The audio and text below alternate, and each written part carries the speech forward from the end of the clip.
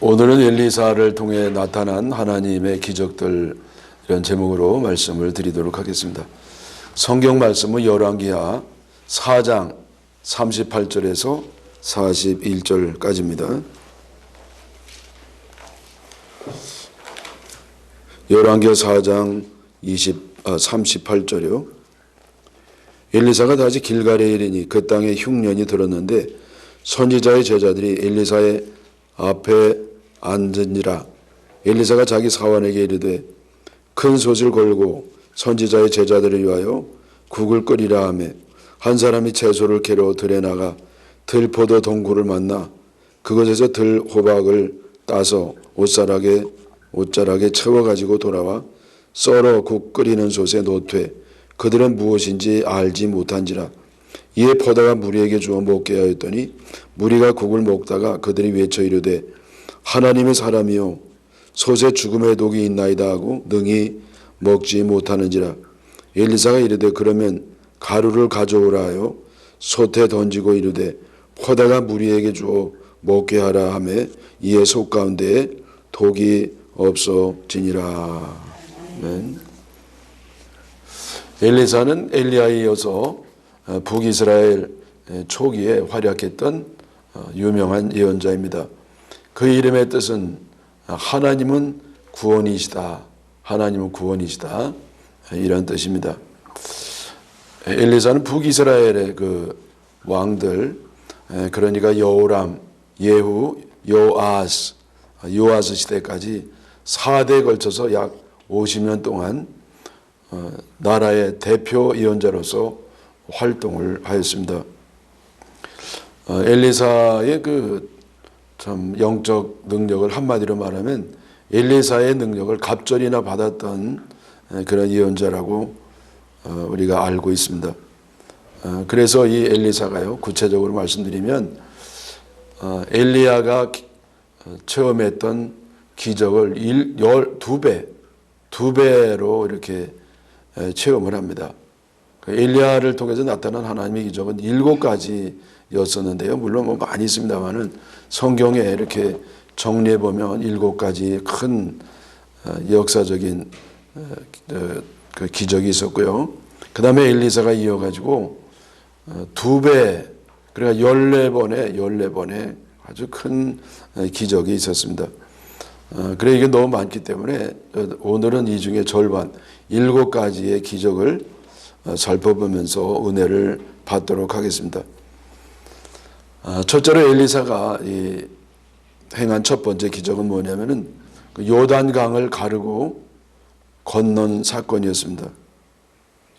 엘리사 그 스승 엘리야가 불 수레를 타고 하늘에 올라가는 것을 본 이후에 엘리야가 입었던 옷을 주워 가지고 그것으로 이제 요단강을 건넙니다. 건널 때 뭐 헤엄쳐서도 배 타고 간 것도 아니고요. 그 엘리야의 옷을 가지고 이걸 이렇게 치면 그 치는 대로 그냥 강이 갈라지는 겁니다. 그래서 그 갈라진 틈을 통해서 엘리야가 요단강을 건넜습니다. 그래서 여기 그 하나님께서 엘리사가 그 기적을 행할 때 사용한 게 옷이었어요. 엘리야의 옷을 사용을 했습니다.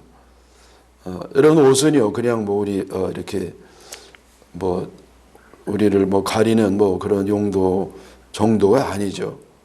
그 옷이라고 하는 것은 그 사람의 인격을 드러내기도 하고 또 그 사람의 품격, 또 취향, 더 나아가서는 경제적인 능력까지도 드러내는 것이 옷입니다. 그래서 엘리사는요, 그 엘리야 자기 스승이었던 엘리야의 옷을 사용해 가지고 이렇게 기적을 행하면서 그 엘리야의 그 인품과 그리고 그의 영적 능력도 이어받게 되었습니다. 사람들은 서로 영향을 주고받는 존재죠. 사회적인 존재가 돼가지고 혼자는 못 살고요. 이렇게 서로 이제 모여서 살아야 되는데 그러다 보니까 영향을 주고받습니다. 대개도 강한 사람이 이제 약한 사람에게 영향을 주죠. 그래서 우리는 누구를 만나느냐가 굉장히 중요합니다. 선생님 잘 만나야 되고요. 친구를 잘 만나야 되고요. 주변의 사람도 잘 만나야 되고 하여튼 사람을 잘 만나야 됩니다. 왜냐하면 영향을 이렇게 주기도 하지만 많이 받기 때문에 그랬습니다. 저는 여러분 제가 종종 말씀드린 것처럼 예수도 안 믿고요. 이렇게 우리 집은 아주 찢어지게 가난했고 아버님이 알코올 중독이었던 그런 집안의 아들이었어요. 그래서 이 아버님의 영향을 많이 받을 수밖에 없었는데 그럼에도 불구하고 제가 이렇게 이제 목사까지 된 것은 제가 이제 목사님들을 참 잘 만났어요. 그래서 제가 평생에 한 3목사님, 초등학교 때, 중학교 때, 고등학교 때 이게 달랐는데, 그 초등학교 때는 유승건 목사님이라고 이분이요 4대째 믿던 목사님이었어요. 여러분 우리나라 초기에 믿던 분은 3대까지 올라가거든요. 이분은 4대. 그러면 그 일대가 언제냐? 만주서부터 믿었어요, 조상들이. 그래서 굉장히 그 신앙 인품이 그 몸에 완전히 배 있는 분이었습니다. 그래서 제가 이분을 통해서 기품이 뭔가 이거를 체험적으로 그 어렸을 때도 이제 느끼게 됐던 것이죠. 제가 거기 교회 뒹구러 다니던 기타가 있어가지고 이렇게 그때는 이 뽕짝밖에 몰랐거든요. 그래서 꿍짜작 했더니 목사님이 그렇게 치면 안 된다고 그러면서 이렇게 너무 아름다운 곡을 치는 겁니다. 그 나중에 보니까 그게 클래식 기타였어, 클래식. 그걸 가지고 클래식 체렌인가 그걸 하는데 너무 아름답더라고요. 그래서 저는 그 목사님 만나면서 신앙의 인품이 어떻게 되는지 이런 거를 좀 하여튼 배우진 못했어도 많이 접하면서 살았던 겁니다.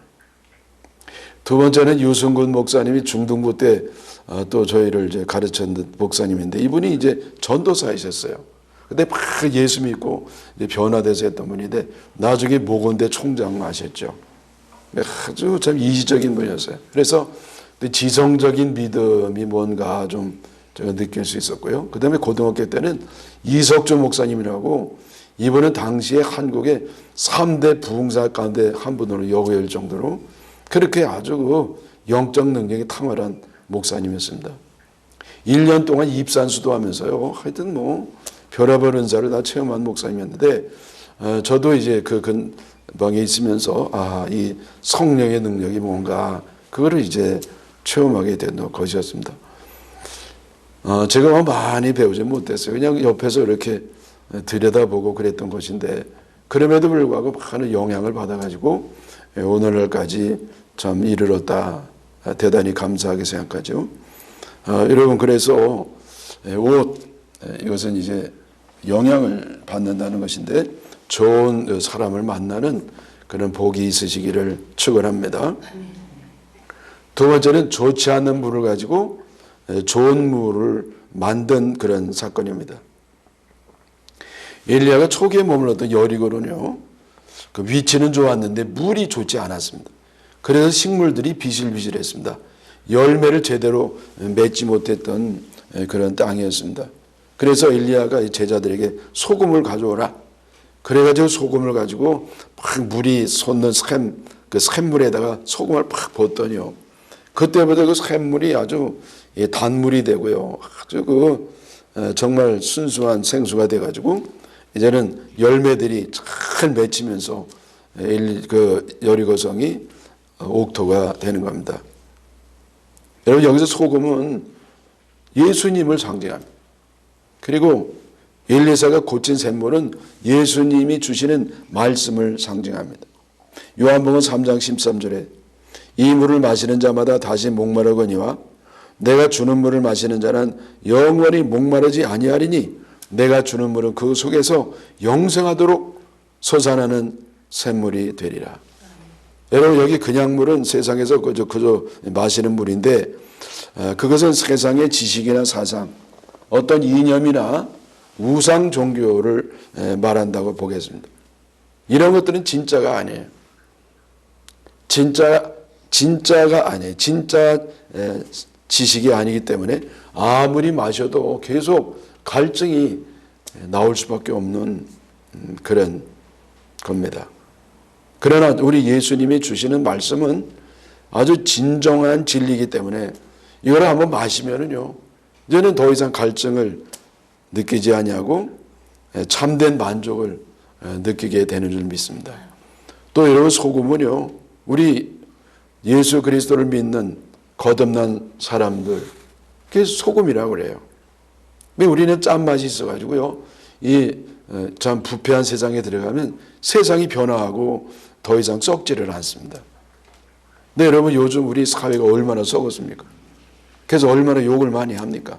세상이 썩었다고. 근데 1차적인 책임은 누구에게 있느냐? 우리에게 있는 거예요. 왜? 내가 소금의 역할을 못하니까 썩는 거예요. 여러분, 세상은 원래 빛이 없기 때문에 썩는 겁니다. 원래 세상은 썩는 게 뭐 이게 자연스러운 겁니다. 근데 이거를 썩지 않게 하는 게 누구냐? 기독교인들이에요. 우리가 소금의 역할을 할 때 세상이 썩지 않습니다. 그래서 이렇게 썩는 것은 1차적으로 우리 기독교인들에게 책임이 있다. 이거를 깨달으시고 정말 내가 소금이 되도록, 우리 주님의 소금으로 내가 소금이 되어서 세상에 맑은 생수를 줄 수 있는 은혜가 있으시기를 바랍니다. 세 번째는 비가 없는 곳에서 물을 공급한 사건이었습니다. 물은요, 자고로 이제 비가 와가지고 그게 고여서 그거를 마심으로써 이제 물을 공급을 받는 것인데, 이게 비가 오랫동안 오지 않았음에도 불구하고 물을 공급한 그 기적이 엘리사를 통해서 나타나게 됩니다.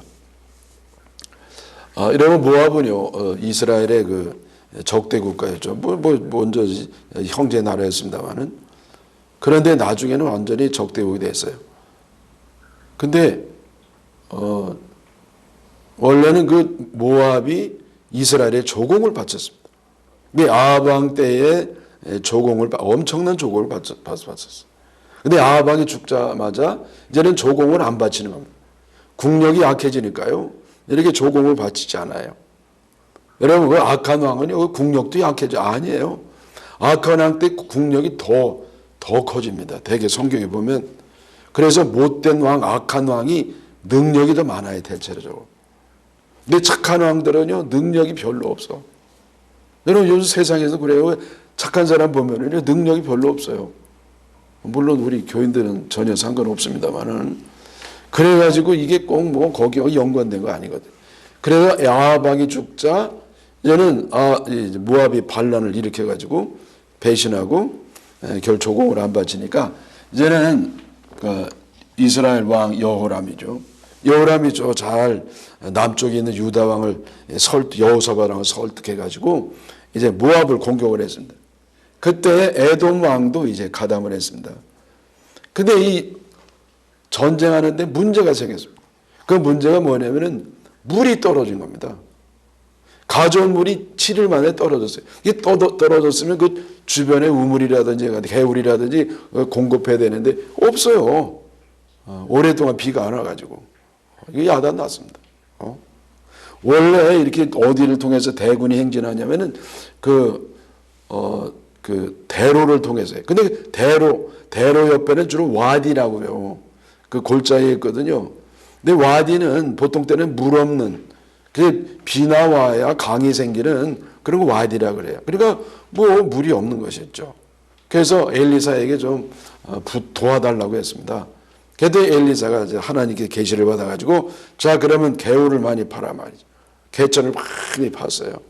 그랬더니 하나님이 에돔으로부터 물을 보내주셔가지고 그 개천도 꽉 찼고 넘쳐가지고 아주 이 강천지가 된 겁니다. 그래 이들이요, 그걸 먹고 힘을 얻어가지고 전쟁을 합니다.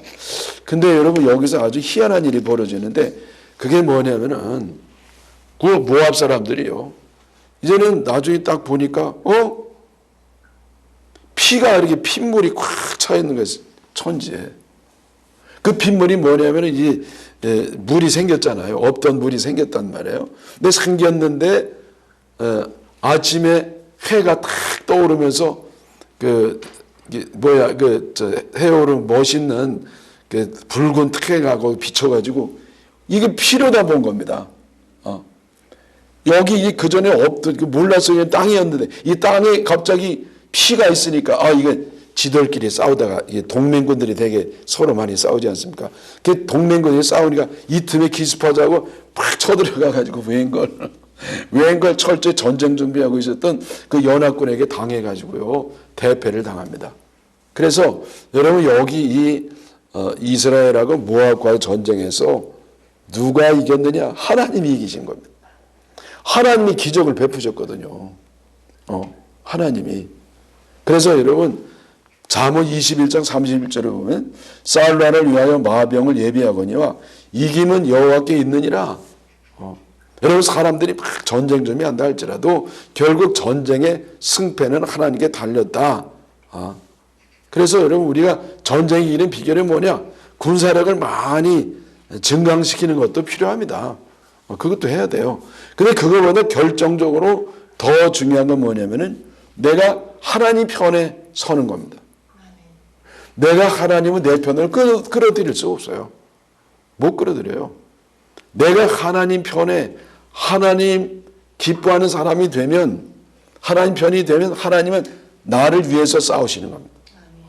내가 하나님 원수로 살면 하나님이 나를 향해서 싸우세요.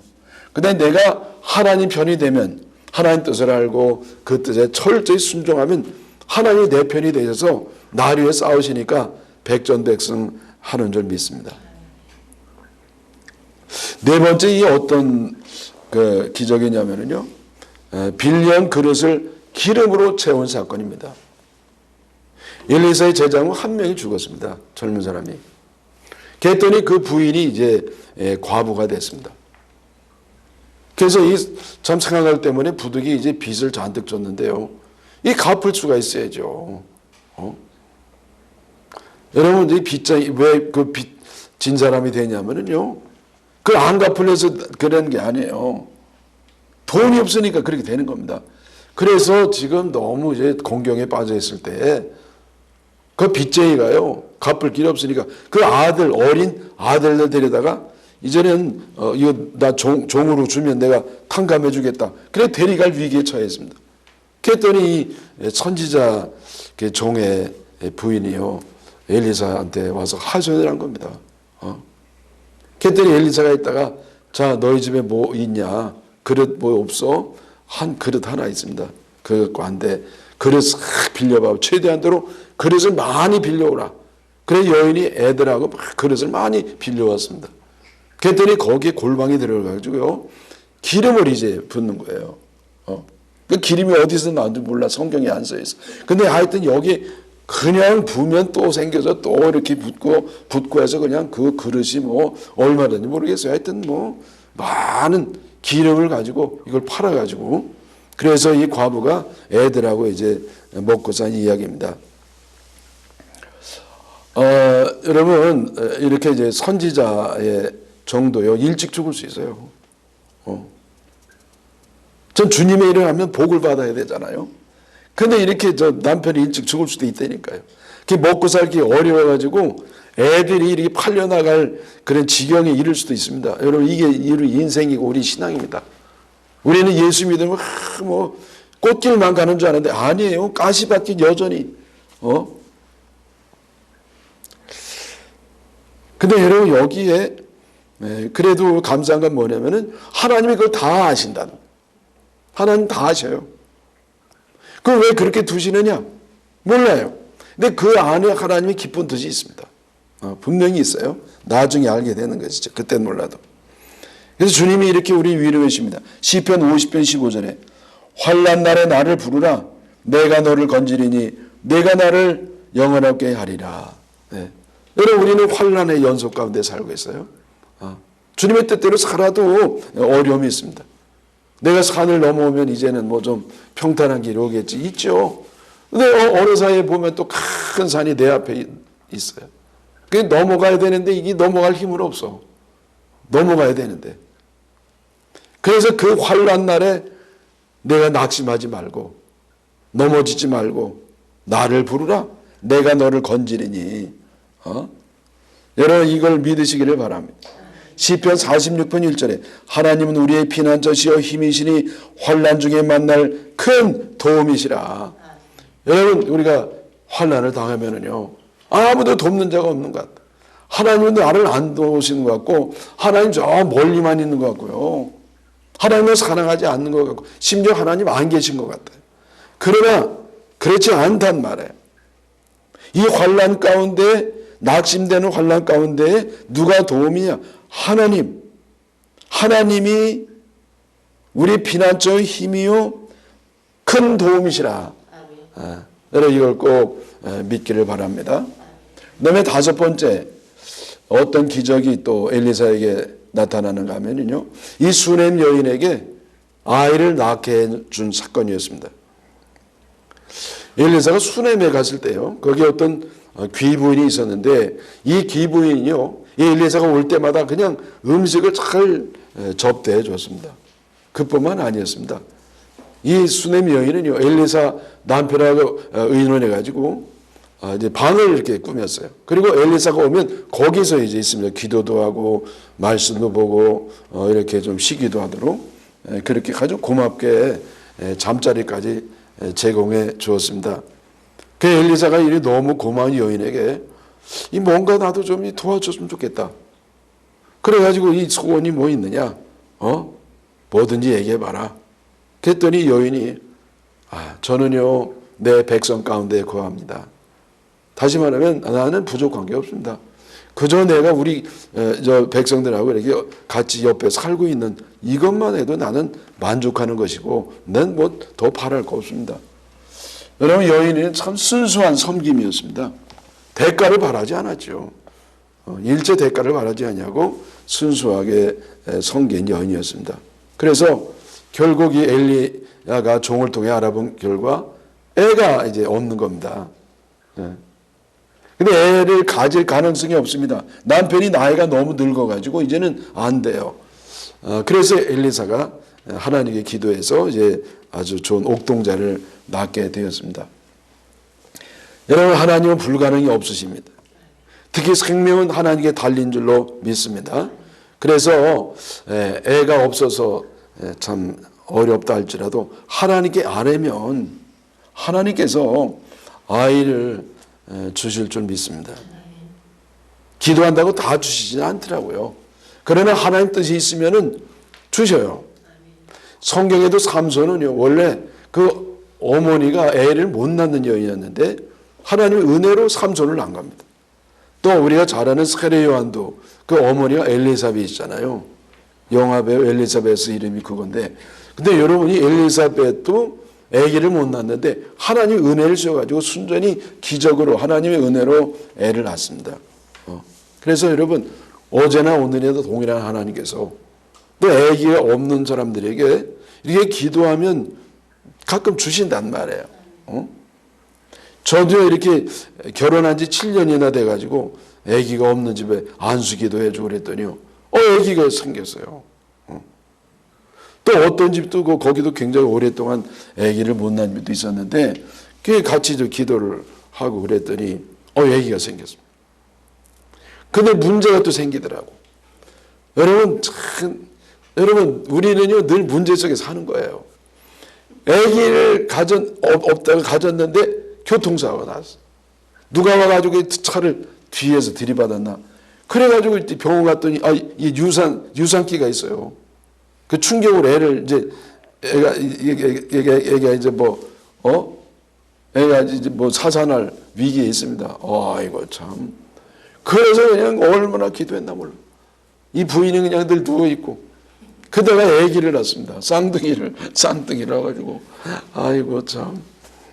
아직까지도 포도 하는 집인데 아주 맛있는 포도를 보내고 요즘은 좀 안 보내대. 근데 하여튼 그렇게 얼마 전까지라도 이제 그런 집안이 있습니다. 여러분 그래서 내가 불가능하지만 주님이 무슨 불가능이 뭐가 있어요. 그래서 특별히 아기가 없을 때 너무 기대하지 마시고 너무 기대하지 말고 안 주셔도 감사하고 주시면 더 감사하고 그런 심정으로 기도할 때 아기도 낳기를 축원합니다. 그다음에 여섯 번째 어떤 기적이 있느냐? 그 엘리야가 낳게 한 그 아이가 죽었을 때 엘리사가 되살려 줬습니다. 하나님 은혜로 낳은 아이가 이제 죽는 일이 생겼습니다. 이 아이가 추수 때예요. 아빠한테 이제 놀러 갔습니다. 가가지고 애가 갑자기 아이고 아이고 내 머리 아이고 내 머리야 이러면서 펑 넘어졌습니다. 아마 일사병이 아니었나 이렇게 추측을 하죠. 그랬더니 여인이 벌떡 일어나가지고 엘리사에게 달려가서 우리 애기 살려달라고 얼마나 간청을 하는지 모릅니다. 그래서 엘리사가요 이제 쫓아가가지고 애기를 위해서 간절히 기도하고요. 그다음에 두 번이나 애 위에 올라가서 엎드려가지고 하나님께 간절히 기도했더니 7번 재채기하면서 애가 다시 살게 되었습니다. 여러분 여기서 이제 이때는 뭐 보편적인 부활이 일어나지 않았던 그런 때였기 때문에 참 뭐 놀라운 그런 사건이었습니다만은 이거는 오늘날 우리 성도들에게 우리에게도 부활의 은혜가 있다. 부활의 은혜가 있다고 하는 것을 상징적으로 보여준다고 믿습니다. 사람이 죽으면 그걸로 끝이 아니에요. 그 이후에 더 진정한 삶이 기다리고 있습니다. 그래서 예수 안 믿고 못되게 살고 죄 많이 짓고 용서도 못 받고 사는 사람은요 결국 죄값 때문에 지옥에 갑니다. 그러나 이 예수님이 믿고 죄 용서 받고 이제부터는 주님 뜻대로 순종을 산 사람은 천국에 갑니다. 하나님의 자녀가 돼서 부활해서 천국에서 영생하는 줄 믿습니다. 사람들이 요즘은 기적이 없다고 해요. 옛날보다는 좀 없는 것 같아요 많이. 왜냐하면 기적이 필요가 덜해서 그런지. 그러나 기적이 아주 없느니 아니에요. 분명히 기적이 있습니다. 그리고 기적 가운데 최고의 기적이 뭐냐면은 내가 하나님의 자녀가 되는 겁니다. 여러분 세상에 보세요. 아니 나같이 형편없는 인간이 무슨 하나님의 자녀가 됩니까? 그리고 여러분 우리는 지옥 갈 수밖에 없는 사람인데 어떻게 천국에 가서 영원한 생명을 얻습니까? 그래서 내가 구원받는다고 하는 자체가 기적 중에 기적이다. 이런 거 꼭 기억하시고 감사 찬양을 돌리시기를 바랍니다. 자, 마지막 7번째. 이 국에서 독을 제거한 사건이었습니다. 엘리사가 길갈에 갔을 때요. 그 땅이 또 흉년이 들었습니다. 하도 엘리사가 어디 가기만 하면 흉년이 들어요. 목사가 오면 뭐 좋은 일 생긴다. 그런 기대를 여러분 하지 마시기를 축원합니다. 여러분 여기 수넴 여인도 얼마나 착해요. 근데 왜 애는 줬다가 왜 데려가시냐고. 아이고 참. 여러분 그게 인생입니다. 이렇게 좋은 일 아니에요. 그 어려운 가운데도 우리는 주님의 은혜로 승리하면서 더 큰 은혜 속에 살면서 영광 돌리면서 사는 줄 믿습니다. 그래서 이 제자들도요 똑같이 굶주리는 것이죠. 그랬더니 엘리사가 아이고 안 되겠다. 얘들아 그 소출 걸어라. 그리고 저 들에 가서 국을 좀 끓여라. 뭐라도 가져와서. 그랬더니 그 생독간도 하나가요. 뭘 가져왔냐면요. 호박을 가져와서. 드루박. 전 드루박은 못 봤으니까 봤나? 하여튼 호박 비슷하게 생겼겠죠. 그냥 이걸 썰어가지고 소스에다 넣고 보글보글 끓여가지고 이걸 먹으려고 그랬더니 아이고 세상에 그 안에 독이 있는 겁니다. 그래서 엘리사가 안 되겠다고. 그래서 이제 가루를 가져오라. 그 가루를 가져와서 가루를 착 뿌렸더니 독이 싹 사라지고 없습니다. 여러분 우리는요 이 독이 들어있는 환경 속에 사는 거 아시죠? 우리가 무슨 생선을 먹어도 마음 놓고 못 먹습니다. 왜냐하면 그 오염된 바다에서 잡은 게 많으니까요. 또 무슨 고기를 먹는다, 풀을 먹어도요. 그 농약이 많이 들었다든지, 이렇게 식수가 오염이 됐다든지, 이 오염된 게 얼마나 많습니까? 또 우리 숨도 제대로 못 쉰다고 요즘은. 이 미세먼지가 더 해롭다는 거 아니에요. 그래가지고 공기 오염, 식수 오염, 식품 오염 이래가지고 우리가 늘 독을 조금씩 먹으면서 살아가게 되는 것인데 여러분 그래도 너무 이게 염려에 돼가지고 아무것도 안 먹고 숨도 안 쉬고 그럼 빨리 간단 말이야. 그게 너무 염려하지 말란 말이죠. 왜? 왜냐하면 마가복음 16장 18절에 있어요. 믿는 자들에게는 이런 표적이 따르니 무슨 독을 마실지라도 해를 받지 아니하며 이렇게 말씀하셨습니다.